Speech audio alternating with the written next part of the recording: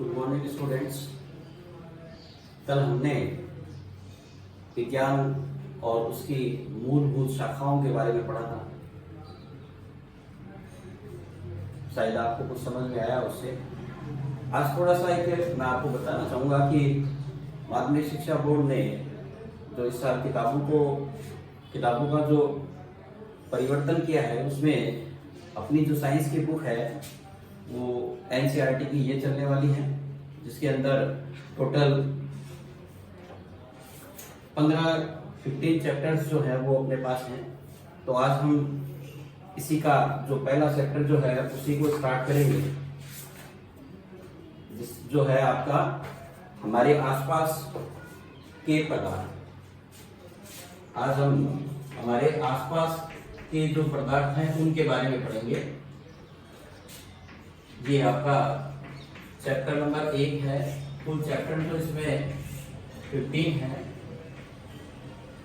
इसके बारे में मैं आपको डिटेल में बाद में एक दूसरे वीडियो के माध्यम से बता दूंगा। आज जो पढ़ रहे हैं वो है हमारे आस पास के पदार्थ। देखिए, हमारे आसपास बहुत सारे पदार्थ हैं। अब हमारे लिए सबसे बड़ी बात है कि ये पदार्थ क्या होते हैं, इनके बारे में जानना। सबसे पहले अपन पढ़ें कि पदार्थ क्या होते हैं। तो देखिए, हमारे आसपास की जो भी वस्तुएं हैं, जो भी चीजें हमारे पास हैं, उन वस्तुओं में से पदार्थ किसको कहेंगे? जिसके जो वस्तुएं कोई एक निश्चित स्थान घेरती हैं और साथ ही अपन कहें कि उनका क्या हो, कोई द्रव्यमान। मतलब हमारे आसपास की वो वस्तुएं जो स्थान घेरती हो और उनका एक द्रव्यमान हो, उन सब पदार्थों को अपन क्या कहते हैं? उन सब वस्तुओं को हम क्या कहते हैं? पदार्थ कहते हैं। तो आपको समझ में आ रहा है कि पदार्थ किसे कहते हैं? ऐसी कुछ भी वस्तुएं जो हमारे आसपास हैं, जो स्थान घेरती हैं, जिनका कोई द्रव्यमान होता है, वो सभी क्या कहलाते हैं? पदार्थ। हमारे आसपास स्थित वे सभी वस्तुएं जो स्थान घेरती हैं,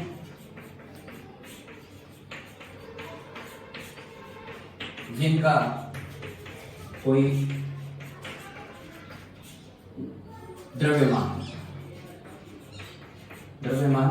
होता है, वे सभी पदार्थ कहलाते हैं। अब देखिए, हमारे आसपास की बात करें तो कौन कौन सी वस्तुएं हैं। आप देखते हो आपके आसपास मेज मिल जाएगी, कुर्सी मिल जाएगा। देखिए, हम देखते हैं कि सूर्य है, विभिन्न प्रकार के ग्रह हैं, जल है, हवा है। तो इन सब के अंदर क्या है? ये सभी कुछ ना कुछ स्थान घेरती हैं और इन सब का क्या है? द्रव्यमान है। इसलिए ये सभी किसकी श्रेणी में आते हैं? पदार्थ की। तो पदार्थ का कॉन्सेप्ट क्लियर हुआ कि पदार्थ क्या है। उसके बाद अपन बात करें पदार्थ और पदार्थ के उदाहरण के बाद बात करें कि पदार्थ जो होते हैं वो किससे बनते हैं। तो सभी प्रकार के पदार्थ जो होते हैं वो किससे बनते हैं? छोटे छोटे कणों से मिलकर के बनते हैं। छोटे छोटे कणों से मिलकर बनते हैं। तो हमें इन सभी कणों के गुणधर्म क्या हैं, इनको भी जानना चाहिए कि पदार्थों के गुणधर्म कौन कौन से हैं। इससे पहले आप थोड़ा सा एक द्रव्यमान के बारे में बात कर लीजिए। देखिए, इसके एक समकक्ष वर्ड जो होता है वो कहलाता है भार। साधारणतया भार में और द्रव्यमान में अपन अंतर नहीं करते, लेकिन विज्ञान जो है उसके अंदर ये दोनों ही वर्ड जो हैं वो अपना अपना महत्व रखते हैं। देखिए, द्रव्यमान जो होता है उसको हम किसमें लेते हैं? किलोग्राम। किसमें लेते हैं? किलोग्राम। द्रव्यमान जो है उसका मापन किसमें किया जाता है? किलोग्राम। और दूसरा द्रव्यमान जो होता है वो स्थान के आधार पर परिवर्तित नहीं होता है। स्थान के आधार पर क्या होता है, परिवर्तन नहीं होता है, नहीं होता है।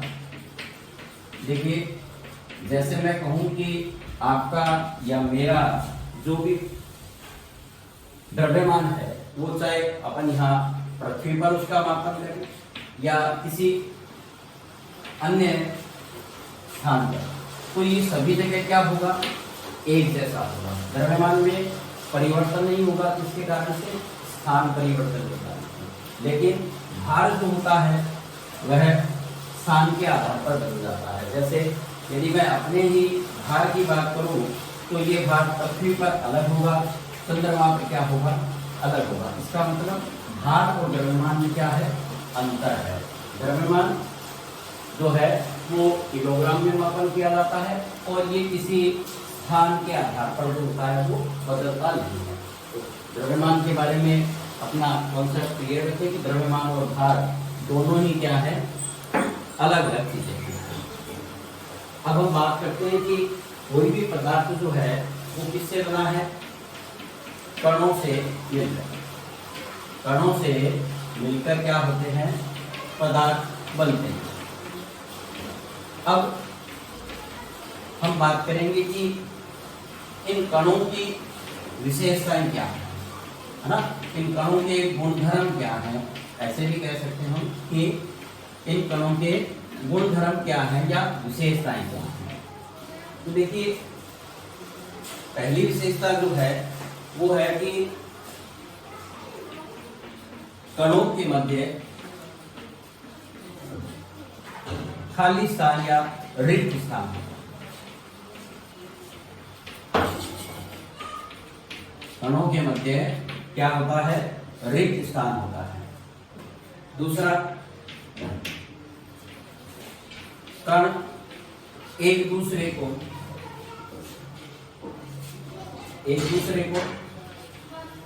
अर्थात कणों के मध्य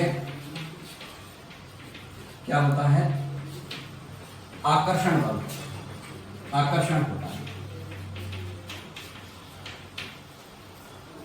और तीसरा, पहला कणों के मध्य रिक्त स्थान होता है। दूसरा, कण जो है उनके बीच हम कह सकते हैं कि आकर्षण बल होता है। और तीसरा और महत्वपूर्ण गुण जो है वो है कि कण कैसे होते हैं, गतिशील। कैसे होते हैं कण, गतिशील होते हैं। मतलब कण जो है वो गतिशील है, इसका मतलब इनमें कोई ना कोई गति होता है। तो कणों की हमारे पास कितनी विशेषताएं, कुल 3। कणों के मध्य रिक्त स्थान होता है, कण एक दूसरे को आकर्षित करते हैं, या कणों में हम कह सकते हैं कि परस्पर आकर्षण बल होता है। और कण जो होते हैं वो हमेशा कैसे होते हैं, गतिशील होते हैं। अब बात करें अपन कि ये सभी जो गुण हैं उनको हम किसी उदाहरण के द्वारा समझने का प्रयास करते हैं। तो पहला गुण जो है वो हमने पढ़ा कि कणों के मध्य रिक्त स्थान होता है। तो इसको हम एक उदाहरण से पढ़ें कि एक गिलास जो है उस गिलास को हम पानी से आधा या उससे ज्यादा जो होता है वो भर लेते हैं। अब इसके अंदर ये जल है, गिलास में ये गिलास है, और इस जल के अंदर हम क्या करते हैं, 2 या 3 चम्मच क्या डालते हैं, चीनी या नमक डालकर इसे अच्छी प्रकार से क्या कर देते हैं, मिला देते हैं। मिलाने से पहले हम जल का जो स्तर है उसको क्या कर लेते हैं, मार्क कर लेते हैं, चिन्हित कर लेते हैं, ताकि हमें पता रहे कि शक्कर या नमक मिलाने से पहले जो है वो जल का स्तर कितना था।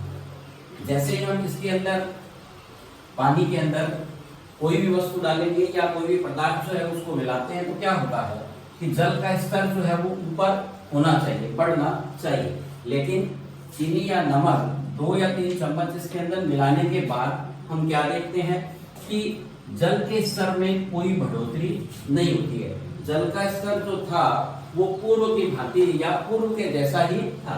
इसका क्या मतलब हुआ कि चीनी और नमक जो है उनके कण जल के कणों के बीच जो खाली स्थान थे उनके अंदर क्या हो जाते हैं, चले जाते हैं, है ना। इससे ये बात सिद्ध होती है कि कणों के बीच में क्या पाया जाता है, रिक्त स्थान होता है। एक दूसरा हमने पढ़ा था कि कण जो होते हैं वो कैसे होते हैं, गतिशील। कण कैसे होते हैं, गतिशील होते हैं। इसका मतलब कण जो है उसके अंदर क्या पाई जाती है, गतिज ऊर्जा होती है और उसी के कारण से कण जो है वो निरंतर गतिशील रहते हैं। इस गुण को भी हम एक उदाहरण से समझने का प्रयास करते हैं। कैसे कि एक गिलास जो है वो पानी का लेते हैं, इस पानी को कुछ समय के लिए स्थिर रखते हैं ताकि जल जो है उसके अंदर किसी प्रकार का जो गति है या मूवमेंट जो होता है वो नहीं हो, स्थिर रखने से। अब क्या करेंगे, इस जल के अंदर हम क्या करेंगे कि एक स्याही, है ना, चाहे वो नीले रंग की हो या फिर लाल रंग की हो, है ना, लाल रंग की, 1 या 2 ड्रॉप होते हैं वो अपन इसके अंदर डाल देंगे। क्या होगा, उस समय बाद जब हम देखते हैं कि जल जो है जल में स्याही धीरे धीरे घुलने लग जाती है। धीरे धीरे जल में घुलने लगती है और जल जो है वो लाल या कैसा हो जाता है, नीला हो जाता है। कैसा हो जाता है जल, लाल या नीला, जैसे कि हमने स्याही ली है सेम उसी रंग का हो जाता है। तो देखिए जल जो है इसको हमने कुछ समय रखा तो वो स्थिर हो गया, तो फिर ये जल के अंदर जो है वो स्याही का रंग कैसे आ गया, तो उसका कारण क्या है कि जल भले ही क्या था, स्थिर था, लेकिन जल के जो कण थे वो निरंतर कैसे थे, गतिशील थे। और इसी कारण से ये जल जो है उसके अंदर स्याही की पूरी फैल जाती है और जल जो है वो कैसा हो जाता है, रंगीन हो जाता है। जल जैसा अपन स्याही लेंगे वैसा हो जाता है। इसका मतलब जो कण है वो हमेशा कैसे रहते हैं, गतिशील है। एक तीसरा जो गुण हमने पढ़ा था वो क्या था